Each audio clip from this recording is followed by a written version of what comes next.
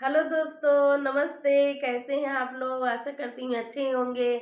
मेरे चैनल में आप सभी लोग का स्वागत है।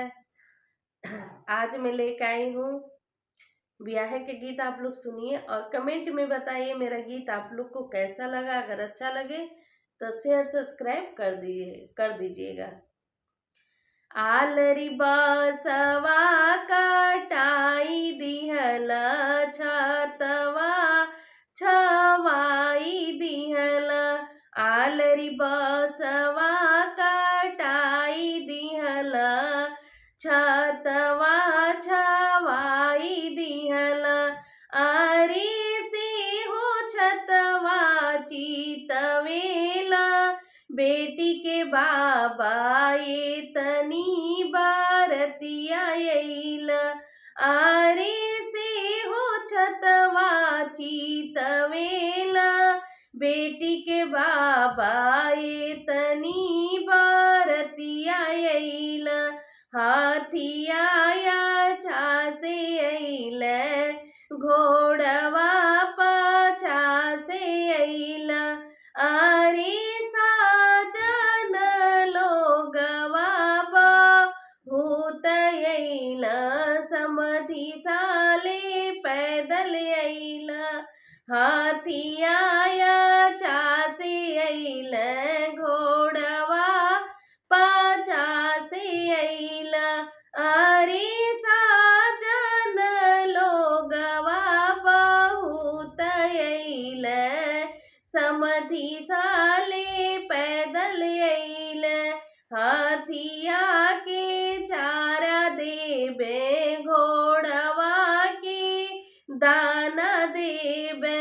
अरे साजन लोगवा के भात देब समधि खुटवा बांधल गइल। अरे साजन लोगवा के भात देब समधि खुटवा बांधल गइल। एतना बचन सुनी दुलहे राम घोड़े से उतरी बोल। सासू कवन कसूर हमरे बाबा कैल खैर खुटवा बांधल गइल। एतना बचन सुनी दुलहे राम घोड़े से उतरी पूछ। सासू कवन कसूर हमरे बाबा कैल खैर खुटवा बांधल गइल।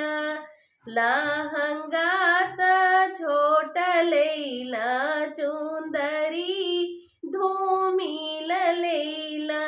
बाबू चोलिया छत्तीस बन्ना छोट लैला बाबा राउर बांधल गइला।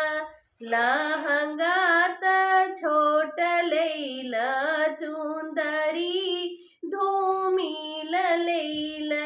बाबू चोलिया छत्तीस बन्ना छोट लैला बाबा राउर बांधल गइला।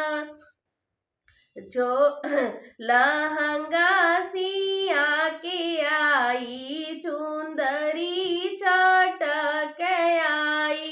सासू चोलिया छत्तीस बन्ना बढ़ आई। बाबा के हमरे छोड़ी देहू लहंगा सिया के आई चुंदरी चटक आई। सासू चोलिया छत्तीस बन्ना बढ़ आई।